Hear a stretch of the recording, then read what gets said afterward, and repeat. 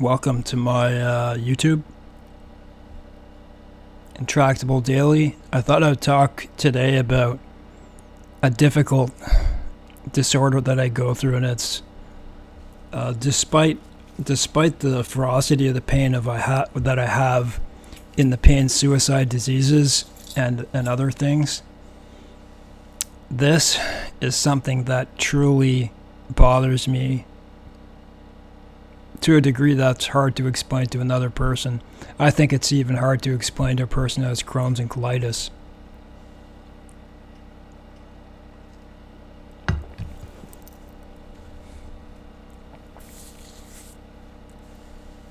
I do all my videos, well, the ones I'm sitting down, while I eat, so pardon me. I don't have much opportunity to sit down at all, and the splenic flexure syndrome is one of them. The other is a spinal disorder that I have called adhesive arachnoiditis. So this is a long story. Let's start at the beginning. This is my case. This is most likely not your case. As I've read it, the splenic flexure syndrome begins. Why is it on a white screen, by the way? Because I'm gonna draw a I've never done it before, but I video edit it. Not so much on this, but on other channels I have, and I've never used the ability to draw and do all those types of things. So I thought it would be a good opportunity to show you. It's easier for me to do this than explain it and then read off some site. So in 2007, I had a horrible injury to my abdomen. I have a scar from my sternum to my pelvis from 2007 to 2015. So let's just say 8 years. 7 or 8 years, let's just say. I had the worst type of scarring called keloid scarring. Very, very thick bands of tissue. So I have a lot of adhesions. They burn, they sting, they do all those types of things.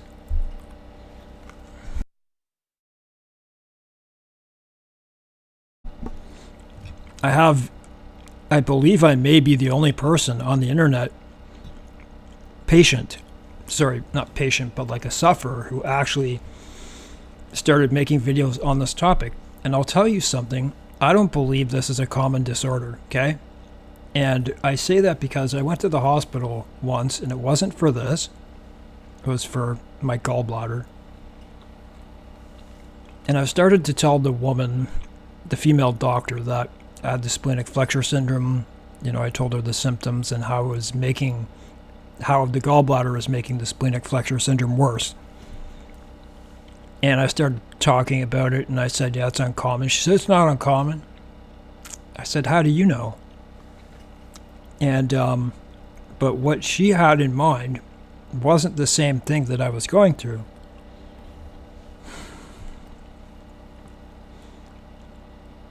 As you can tell, I'm pretty breathless, and I think at least half of that's attributed to the splenic flexure syndrome.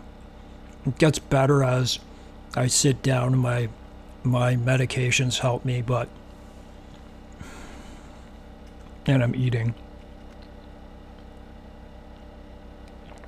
So I knew she was wrong. There's barely any information you can find about this anywhere. They're just starting to come out with websites like WebMD and other stuff. There is no incidence. There is no incidence out there. This is one of those, they call it the great mimicker of everything. That's what they call this. Because so many people go out and get exploratory surgeries because the pain is so bad, so persistent, if you don't have proper treatment and you don't know how to take care of yourself, what to do about it. So what she meant was people would be in the ER probably quite a bit for the splenic flexure syndrome symptoms.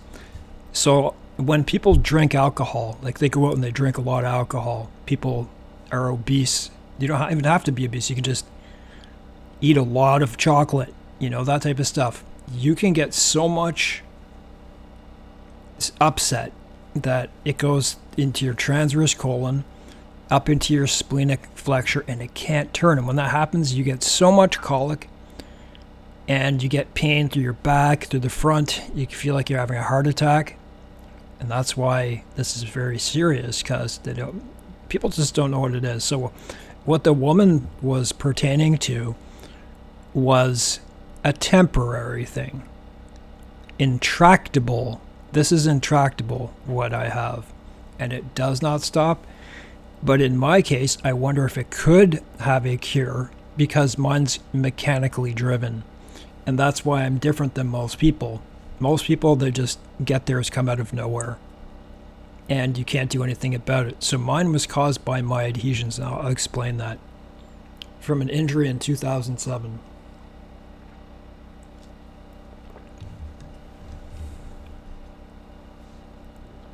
So I had an injury, and afterwards, slowly I started to deteriorate. And what I didn't know was your adhesions. You can go look this up. How long does it take adhesions to heal? I'm going to give my face in this and then go to a diagram after. How long does it take adhesions to heal? It says it can take up to 10 years. And in my case, by about 4 years, 7, 8, 9, 10, 2011, I couldn't even eat. Something was developing. And my heat is because my adhesions were getting tighter and tighter. I already had the syndrome, but I just didn't know it. But when it reached this fever pitch point, I was bedbound because of other pain disorders that I have. I wasn't even eating. And it was mainly because of this that I stopped eating altogether. But that was for a very, I wouldn't say a short time, but it's just a long story I have. I have a very long story, very complicated story. Excuse me.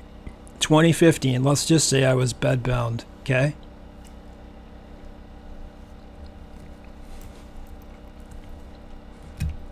I was trying to come off painkillers. No, I had come off of painkillers because I had a lot of abdominal problems. I use opiates for pain control. I can't live without them. And yes, I know what you're going to say about the splenic flexure syndrome and opiates. Believe me. I've trained myself to know how to go to the bathroom, what to do, what to eat, how much to drink, how far to walk. And that's why I'm making this video for you.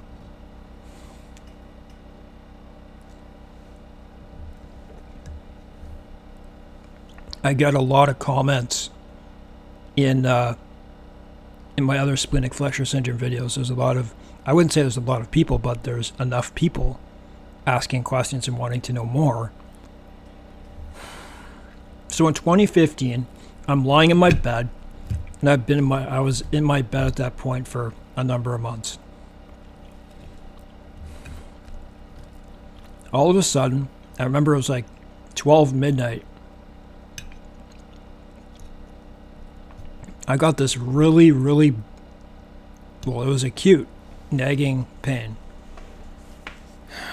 And it was coming from my splenic area, my spleen region. It's not your actual spleen, it's just the flexure. And I'm going to show you, so what happened, it was so bad for me. I didn't have any treatment. I was not on opiates at all for things that I should have been on opiates for. But my abdominal pain was so bad and opiates were messing up my abdomen. And I couldn't understand why things were happening to me.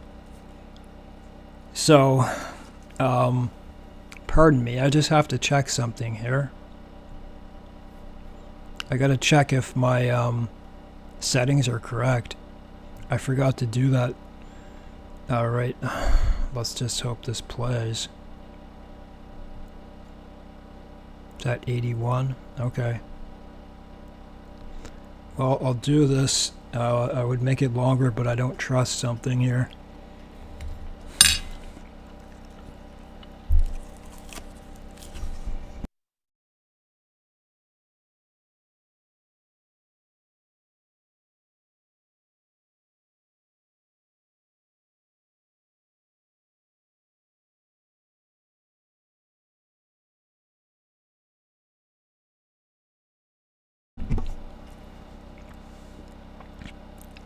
I gave up eating altogether.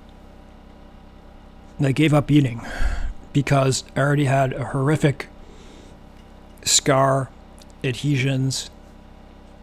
I couldn't eat because I'd had surgery, and the surgery, 50% of cases of midline incision surgery, you become lactose intolerant, and it happened to me, and gluten intolerant. Not celiac, but almost like the same symptoms. So that's why I'm thin. And because of the splenic flexure syndrome, by the way. So it's very complicated. I didn't have colic medication. No doctors knew what it was. No tests could tell me what it was. It was me who had to find out.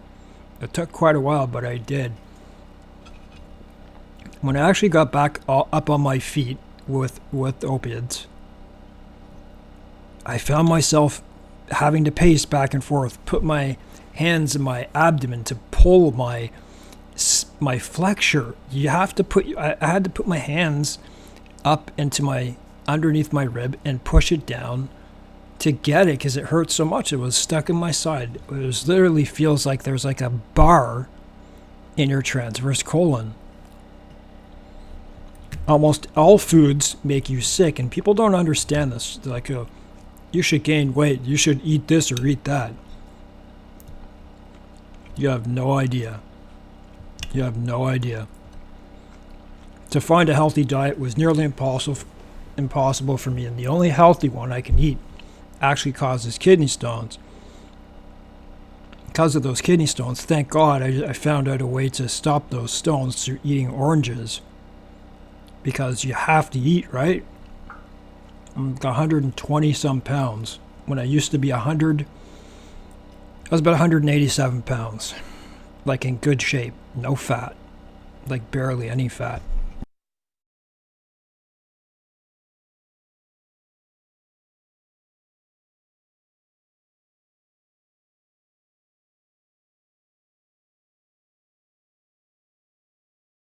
So what is this? It just seems to come out of left field for most people, but for me,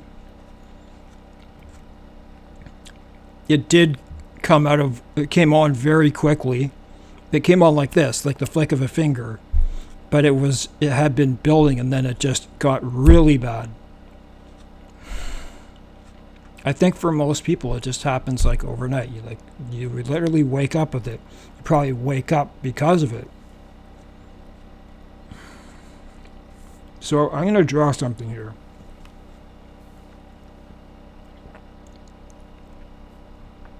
Let's do some diagrams. First, I'll tell you the symptoms. Pain up on the rib, like your left side rib. It goes around to your back area, to your spine. Really hurts when you put food in your stomach. Like when you start eating, it can go right through. You can get hot, sweaty. Colic is colic, right? Colic is a horrible thing to go through. Shaking, sweating, nausea, in some cases diarrhea, and if you don't have the right medications, diarrhea. But I think most people have trouble having, bowel movements, gas, and diarrhea. I had the stomach flu, guys, in the summer. The stomach flu. And I developed something very serious called intussusception. But that stomach flu, when I was in the hospital, because I had to go to the hospital, I was throwing up. I couldn't take any of my meds. I couldn't have diarrhea because of the splenic flexure syndrome. Think about that. You have the splenic flexure syndrome, you get the stomach flu. When you get the stomach flu, you have to release those things, because that's how you get better. You lose a lot of electrolytes, but to start getting over it. But with the splenic flexure syndrome, it holds it back. It's a pseudo obstruction. It's a real obstruction. I call it pseudo because it only lasts for a short period of time. And as you know, when you eat, it starts to pseudo block. And I spoke to someone on my another channel talking about my videos. It's like you have a timer. You have a timer. So if I decide to eat, it's going to last for blah, blah, blah amount of time. The splenic flexure lets go. When it lets go, you can start having gas and, your bowel moves.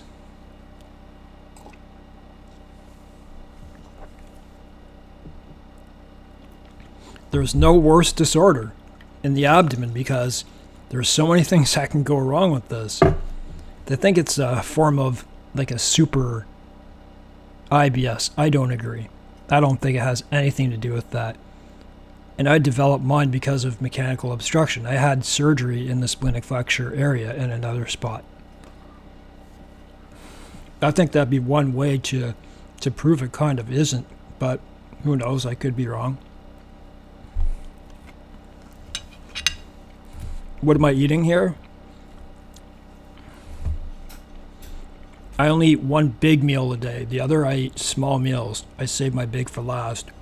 I don't know if you can see it there, but it's a lot of corn, carrots, and haddock. It's a good, you may say corn, but actually doesn't bother me that much. And a salad. And I drink water. Sip water throughout the day.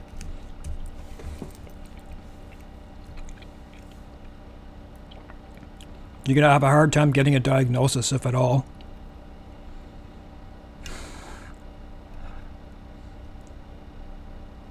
I mean, I have my surgery evidence, and I still can't get it. Do you know what I did when I first got this? For about 6 months, I had an old heating pad as hot as they can get, the old ones, on my abdomen, and I would burn my abdomen to a crisp. I'm not kidding you. Bedbound. It was bad.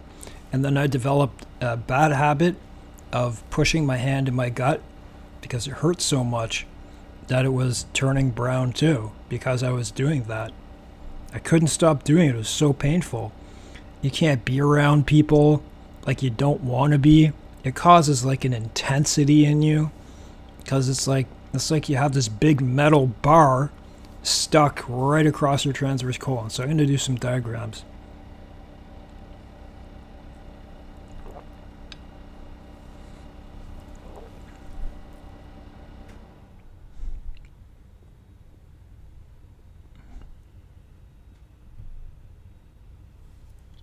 Okay.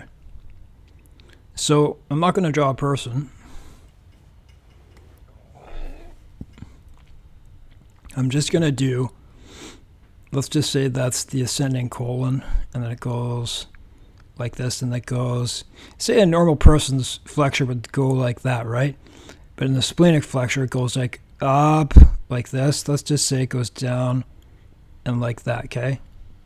You have your ascending, then you have your transverse, right? And then it goes up. Let's just say Let's just say that's fair. That's good enough, right?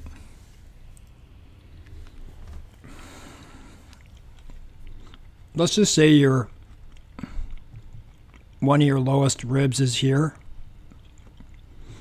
and your heart, let's just say your heart is up here, okay? You want to know why it feels like you're having a heart attack? Because of its location, its anatomical location. So, I use Buscopan, which is the best colic medication there is in the world. Nothing beats that, except the reverse kind of engineered, the same thing. The United States, it's illegal to have it. So they developed something called, so this is called hyoscine Buscopan. And then there's HYOSCAMINE, which is like a 24-hour kind in the United States. Just so you know.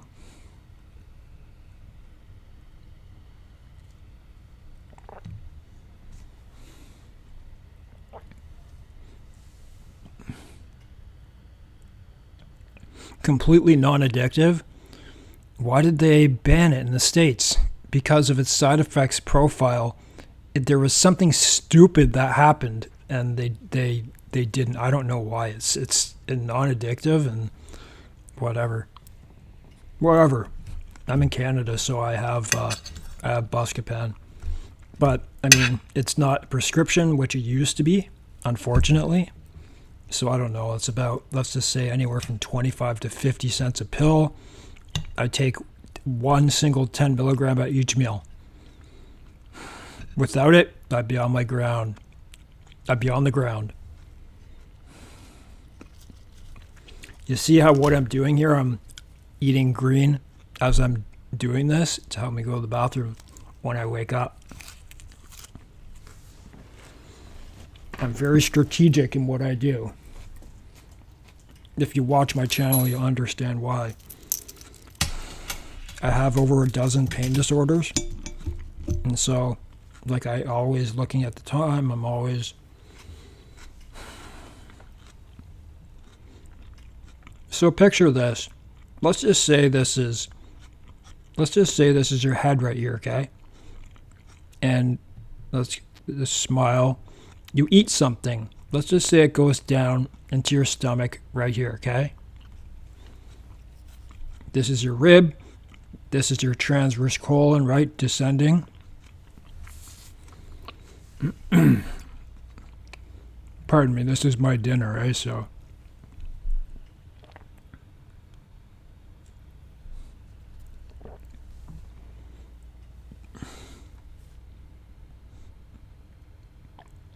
What happens is this.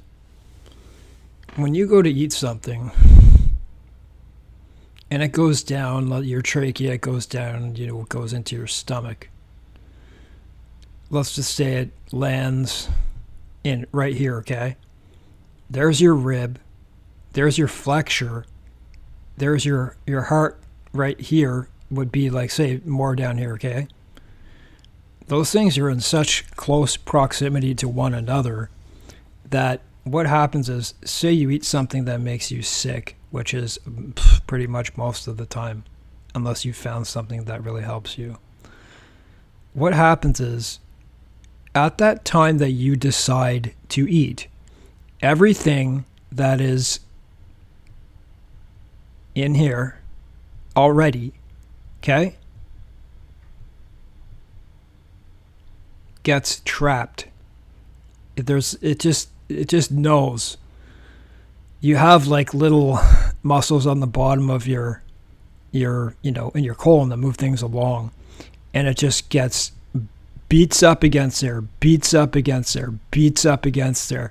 and there's so much colic in this area, and especially up here, that it goes up to its anatomical location, which is the heart, the rib, right? All of that. Next thing you know, you're getting exploratory surgeries, and there you go.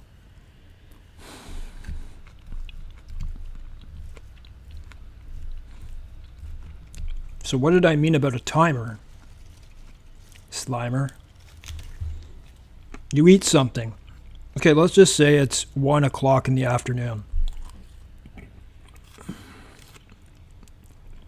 Burping's a problem too. You'll probably notice that it feels good to burp, right? And you have problems burping when you need to. People ask me if I eat. They have no idea. I probably eat twice as much as them. It's just like celiac. It's just like celiac. So there's just something your body knows with this syndrome. As soon as food touches, it's like it locks. It's like it puts a lock right here. And it's stuck up in this flexure. and it will be stuck up there. Say you eat, and you eat for half an hour. You know you have to eat slow, right, if you have this. Don't eat quick if you have this. They recommend small, frequent meals, which is why I save my dinner till last, like a big dinner. It's like, let's just say you eat lunch. It'll be locked for an hour and 45 minutes. And only after that hour and 45 minutes does this let go. Unfortunate, eh? And that's what I call a pseudo blockage. So if you have a pseudo blockage, is a blockage. A blockage is a blockage. So there I was in the hospital without any opiates, with over a dozen pain disorders, 4 pain suicide diseases, throwing up. And I was having to go in their bathroom, which was disgusting. And I would have to go in, and to release the diarrhea that I was having, I had to put my hand and push down the flexure so the diarrhea could pass through. That's how complicated this is. And I'll tell you what I did yesterday.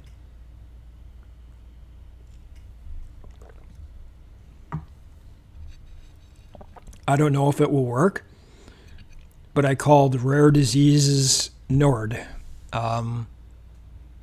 National Research for Rare Diseases, to get them to pay attention to this, to say, hey, look, I got intussusception from this. What is intussusception? It means that your bowel folds in on itself. Why does that happen? Because in your bowel you have something called a lead point if you have intussusception. It could be my adhesions too. But if you have a lead point, all these muscles at the bottom push your colon forward. And if it hits that lead point, it telescopes on it, and you can have bowel death. 99% of cases, I think, so for adults, they have to have immediate surgery. I walked away from it. I was told by them that I had intussusception because I had been throwing up so much. Because they did a CT. And somehow I walked away by the grace of God. So I'll just finish this by saying, what do I do? What do I do to get better? Well, I would say yes, listen to my advice. Because I take opiates and I'm still able to go to the bathroom. I have very serious adhesions on my abdomen, from my pelvis to my sternum.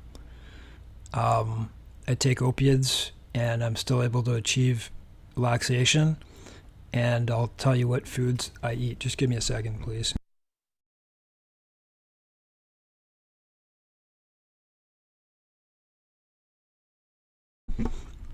Be careful when you're eating not to swallow air, and you probably already know that.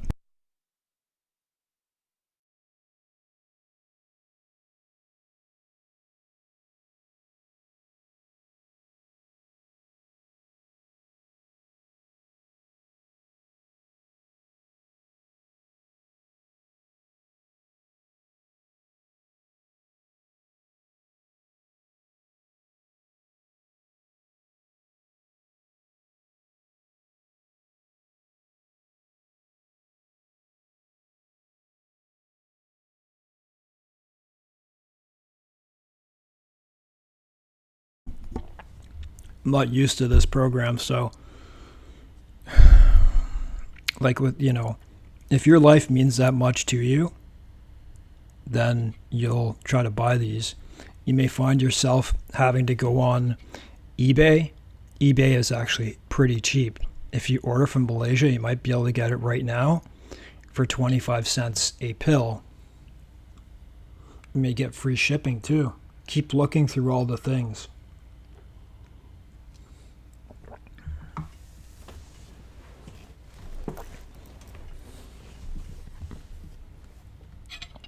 For about $3.50 Canadian, I can get about a year's worth, which for me is expensive because I'm not rich, so it makes all the difference, guys. I go to bed and I make sure I take one, or I can't breathe through my sleep. I'm not kidding you. I take one when I get up immediately before I eat. It's that important to me.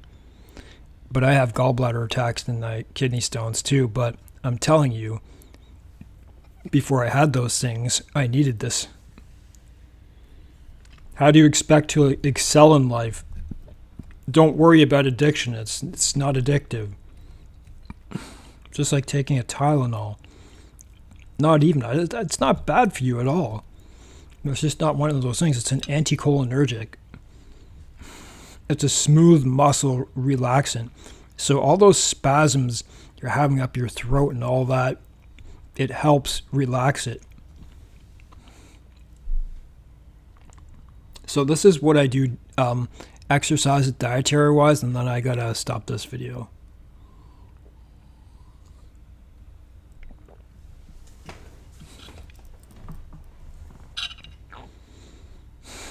You're probably not going to be in the same situation as me.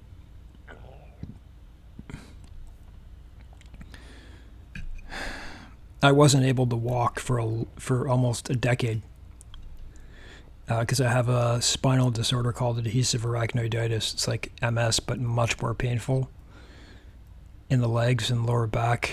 I couldn't go to the bathroom any longer because I couldn't walk around. And then I had this with it. It was an absolute nightmare. I found myself at the beginning going to the local hospitals to get enemas from nurses. It was so embarrassing. It was. I was in very bad shape. I couldn't do them myself, or those types weren't able to work. It wasn't working. Don't do the laxative thing. Don't get into laxatives. You may find yourself wishing you never did. Mess up your abdomen for good. Cause holes in your stomach.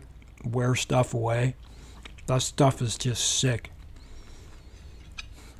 If you have Buscopan, then you have a chance. Don't take a whole bunch. Just take one 10 milligram. They may recommend two, but I'm telling you, just take one. If it does it for me, it should do it for you. You're going to have to learn to take these symptoms, what remains of them. This is a lifelong thing, and it's unfortunate. But first of all, don't drink water all at once. But, keep yourself hydrated if you need to. Sip water throughout the day. Not too slowly, but enough. Make sure to eat greens, to help push it along. I'll tell you the mistake I made. Number one, not eating. But number two, the information I could find on this, it was incorrect. Don't eat fiber. Don't eat fiber. It will push and make it worse. You need fiber. The only way you're going to have a bowel movement is by doing that. I eat oatmeal, I eat oatmeal every morning. Blueberries, grapes. I don't know, you don't have lactose intolerance like me. Maybe you don't. And gluten because of the surgery that I had that caused those things. But yeah, you're obviously in a category of a lot of foods you cannot eat. This is the worst disorder out there in terms of the foods that are restricted. It sucks. And FODMAP doesn't exactly mean that that's going to work, and every person's going to be different. Sip water throughout the day. If I didn't go for 2 walks a day, I can walk far distances, and I do. Say I go 3 kilometers. Sometimes I walk, I'll go out with my dad. I'll walk 7 or 8 kilometers. But the goal is to walk, let's just say walk 2. kilometers, but make sure you do it twice a day. In my case, I've been through so many years of this that I know exactly what I have to do. Eat a meal, exercise, have an exercise routine, go for a walk at least once per day. You can only blame yourself if you're not, I don't mean exercise, I mean walk, because when you walk, you push it along. So does general staying in the spot exercise, but not like walking. Walking is the magic key here. Drink enough water, get sleep. Get sleep. And if you can't sleep and it's that bad, try a non-addictive sleep medication. I don't like recommending things to people, but I know sure as heck this can wake you up and keep you in your bed that you so breathless you can't breathe. It's horrible. What else would I say about this? Don't give up.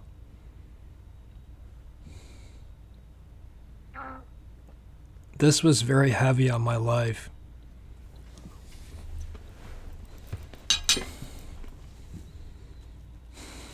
Very tough to be around people because of the intensity of the pain. It's not just, if I had abdominal pain, it'd be okay to be around someone. This is because you can't sit down for that long because it's pushing you up. You can't sit down, enjoy anything, and sit around, right?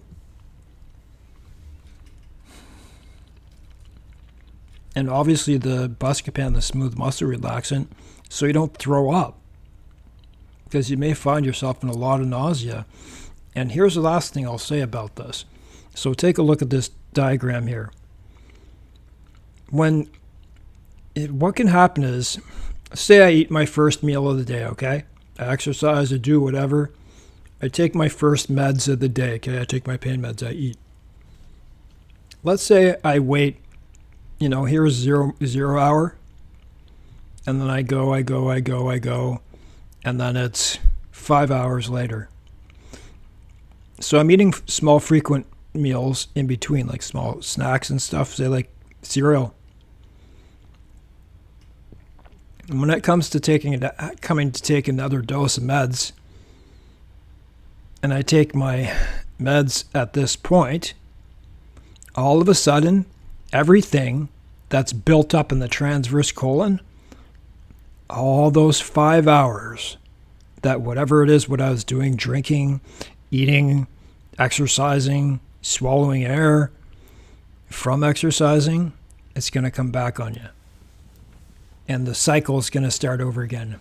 That's the name of this game in the splenic flexure syndrome. Take it from someone who's had it for 9 years. It's horrible. That's what this game is. It's a cycle after cycle after cycle. And you're going to have to learn to tolerate it. You can do it. Buscopan. If you're in the States, it's called HYOSCAMINE. Not hard to find on the internet. Thanks for watching, guys, and God bless. Hope this actually turned out, because this is my first time doing a video like this, like with the screen here.